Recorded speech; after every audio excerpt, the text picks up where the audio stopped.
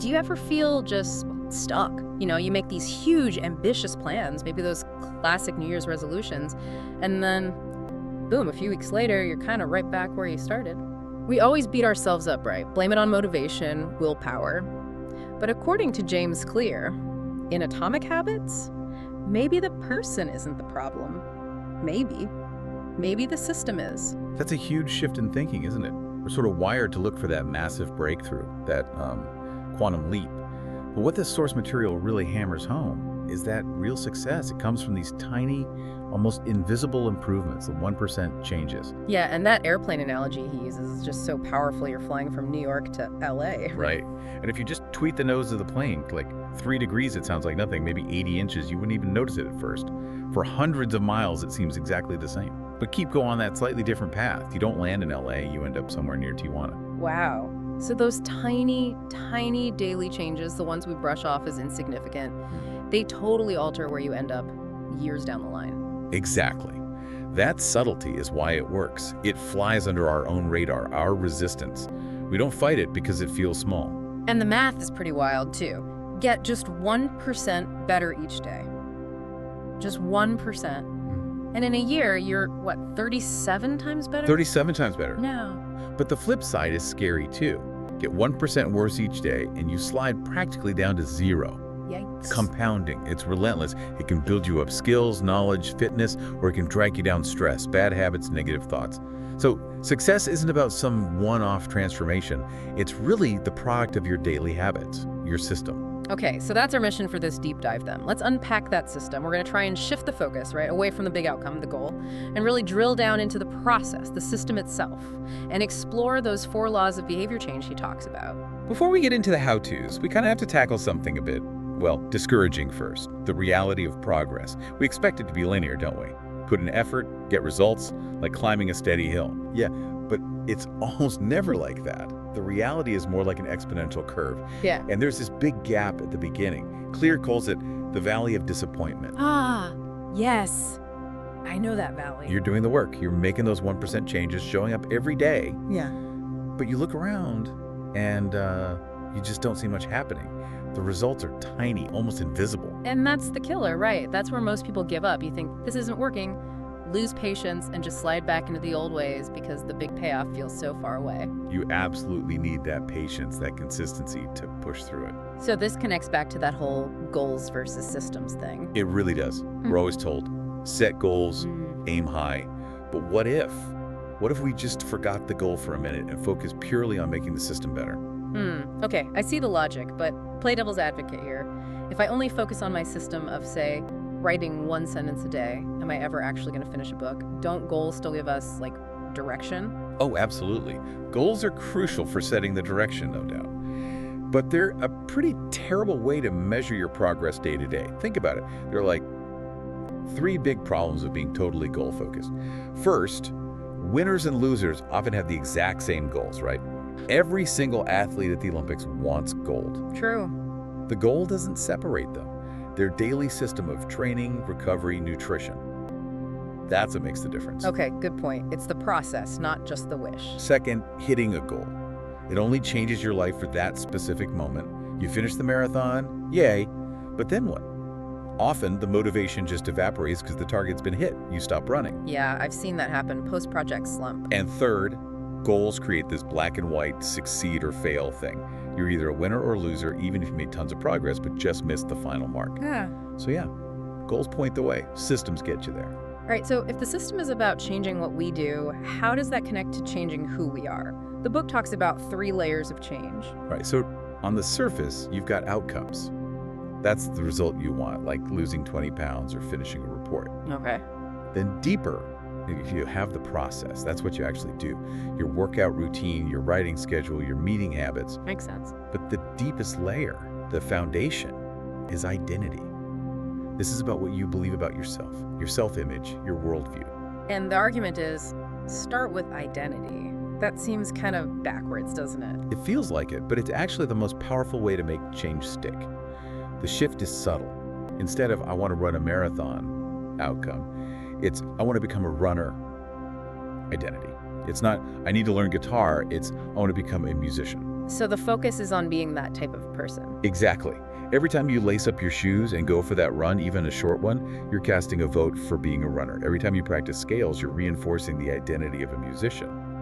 When the identity is the goal, the behaviors that support it start to feel natural, almost automatic. You're just acting in alignment with who you believe you are. So the action itself becomes proof of the identity, like a mini reward loop reinforcing who you want to be.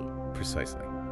And speaking of loops, that brings us to the mechanism behind all habits, the habit loop. The engine running the show. Basically, yeah. A habit is just the brain's shortcut. It's an automated solution to a recurring problem, designed to save effort. And it runs on this continuous cycle.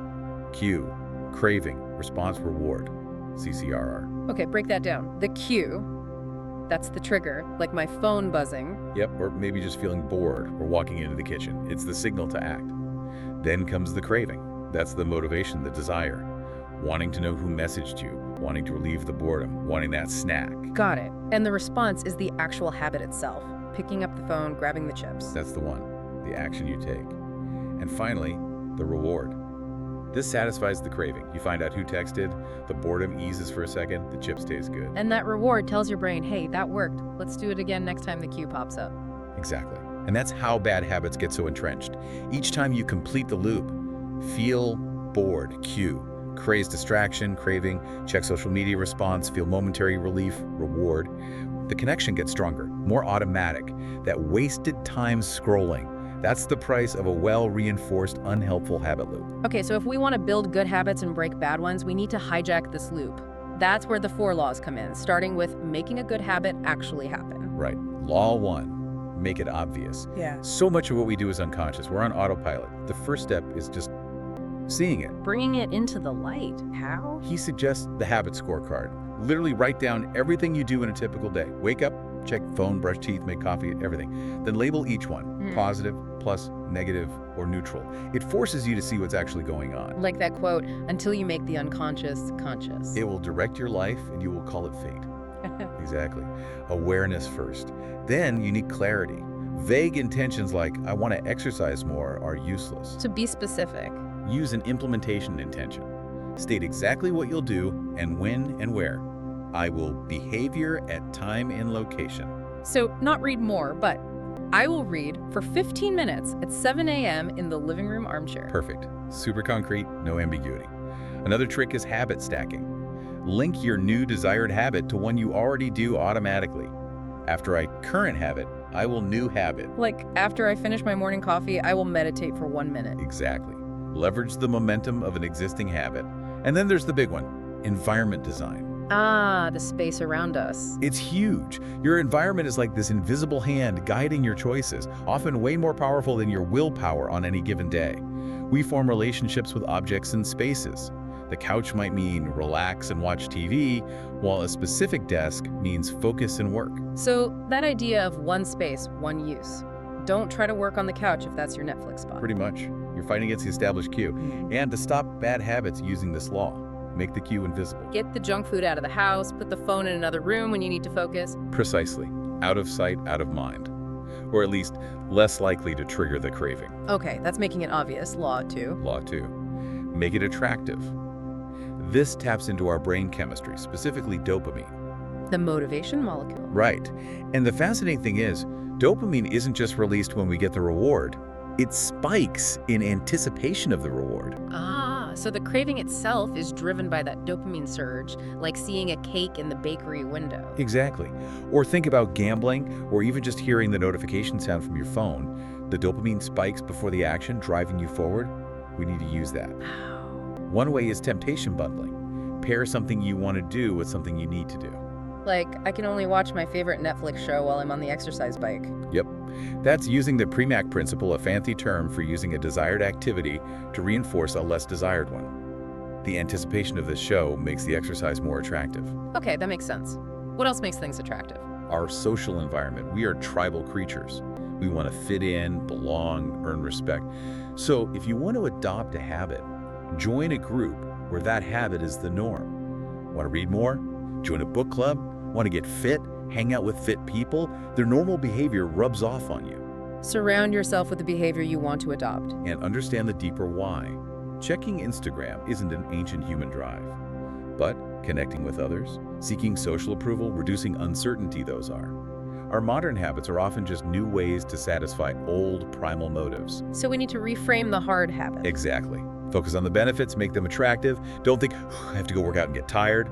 Think, I get to build strength and energy. Okay, don't think saving money means sacrifice. Think, saving money means future freedom and security. Change the narrative to highlight the appeal. Okay, obvious and attractive, get the habit started in our minds, but doing it consistently. That requires making it easy, right? Law 3. Law 3, make it easy. This is all about reducing friction. Remember, habit formation is more about the number of times you do it, the repetitions, than how long you've been doing it. So frequency over duration, especially at the start. Yes, and we naturally gravitate towards the path of least resistance, the law of least effort. If a habit requires less energy, you're just more likely to do it. So make good habits easier. Put the gym on your commute, prep healthy meals ahead of time. Make bad habits harder, add friction. Definitely. And the key tool here is the 2-minute rule. Ah, yes, this one's great. Scale down any new habit to something you could do in 2 minutes or less. Read before bed becomes read 1 page. Do 30 minutes of yoga becomes take out my yoga mat. The goal isn't the full habit at first, it's just starting, just showing up. Exactly. You anchor the habit first, make showing up automatic. Then you can build on it. 2 minutes is so small, it's hard to say no. And priming the environment helps here too. Absolutely. Prime the environment for future use. Lay out your workout clothes the night before. Chop the vegetables for dinner in the morning. Put the book you want to read on your pillow. Reduce that in-the-moment decision fatigue. And for bad habits, increase friction, make it a pain. Make it impractical. Unplug the TV and hide the remote in a different room after each use. Leave your wallet or credit cards in the car if you tend to impulse buy. Make it effortful. Okay, obvious, attractive, easy. But if it doesn't feel good somehow, we probably won't stick with it. Law 4. Law 4. Make it satisfying. This might be the cardinal rule. What is immediately rewarded gets repeated. What is immediately punished gets avoided. And that's the problem with most good habits, isn't it? The reward is delayed, working out is hard now, benefits come later, saving money feels like deprivation now, freedom comes later. Exactly. Our brains are wired for immediate gratification. So if a good habit has a delayed return, you must find a way to attach immediate satisfaction to it. How do we do that? Visual progress is incredibly satisfying. Seeing that you're making headway, that's where things like a habit tracker come in. Just making that X on the calendar after you complete the habit feels good. It's a small, immediate win, a visual proof of your progress. Like moving a paper clip from one jar to another each time you do the thing. Yes, simple visual measures provide immediate feedback that your effort paid off today. It closes the loop satisfyingly, and the tracker helps enforce the golden rule. Never miss twice. Ah, the recovery strategy. Life happens. You'll miss a day. But the key is to get back on track immediately. Missing 1 day is an accident. Missing 2 is the start of a new, unwanted habit. So even if you can't do the full habit, do a scaled-down version. Just show up. Keep the chain going. Don't break it twice. Okay, and for breaking bad habits using this law, we need to make it immediately unsatisfying. Right. Introduce an immediate cost or pain. And the most powerful tool for this is usually accountability. We hate looking bad or letting others down. So tell someone what you're trying to do. Even better, create a habit contract. Formalize it. Maybe even write it down. Get an accountability partner. Add real stakes. If I skip my workout, I owe my friend $20. Or if I eat junk food, I have to post about it on social media. Ouch. That social cost can be powerful. It really can. The immediate pain, financial or social, makes the bad habit less appealing right in the moment. Okay, let's try and tie all 4 laws together. Can we walk through one of those case studies, like building the workout habit? Sure. So for Law 1, make it obvious, the person used that implementation intention. I will work out at 6 a.m. in my living room, and they primed the environment, shoes, workout clothes, weights, all laid out the night before, right there, visible, ready. 0 friction in the morning. Okay. Law 2, attractive. They used temptation bundling. They only allowed themselves to listen to their absolute favorite podcast while working out. That made the workout something to look forward to. Plus, that identity reframing. I get to build strength, not I have to exercise, making the idea itself more appealing. Nice. Law 3, easy. The 2-minute rule was key. The initial habit wasn't do a full workout. It was just put on workout clothes and stretch for 2 minutes. That got them started. They also reduced friction by having a strict rule. No checking the phone until the workout was totally done.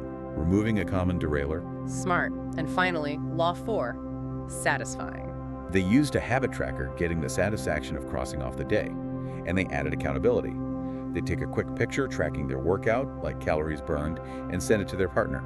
That provided immediate external validation and a sense of accomplishment. Okay, that covers the whole loop for building a good habit. What about breaking a bad one, like the social media detraction example? Similar principles, just inverted.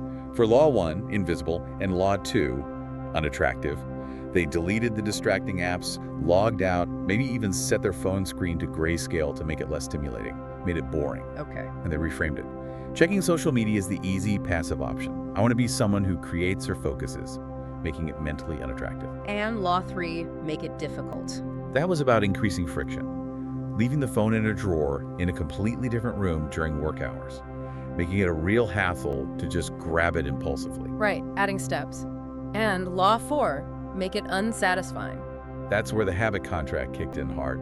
The accountability partner, the $10 fine for checking social media during designated work times, that immediate financial sting plus the sort of social cost of admitting failure to the partner made the immediate consequence painful enough to override the fleeting pleasure of scrolling. Wow. So applying these laws systematically really does seem to cover all the bases. It provides a framework, doesn't it? It shows that success isn't really about heroic effort or finding magical motivation. It's about designing a better system, one small habit at a time. A system that makes the good habits the easy, obvious, attractive, and satisfying path. Exactly. Yeah. Optimize the system, and the results tend to take care of themselves over time. So as we wrap up this deep dive, maybe a final thought for everyone listening to consider. If we accept that our modern cravings like checking notifications, playing games, stress eating, are often just, new masks for ancient human needs like connection, status, or dealing with uncertainty, then what's the real underlying motive behind your go-to distraction? The thing you do on autopilot when you're bored or stressed? And how could you maybe redirect that deep, powerful, ancient drive toward a tiny, atomic habit, one that actually serves the person you genuinely want to become? Something to think about.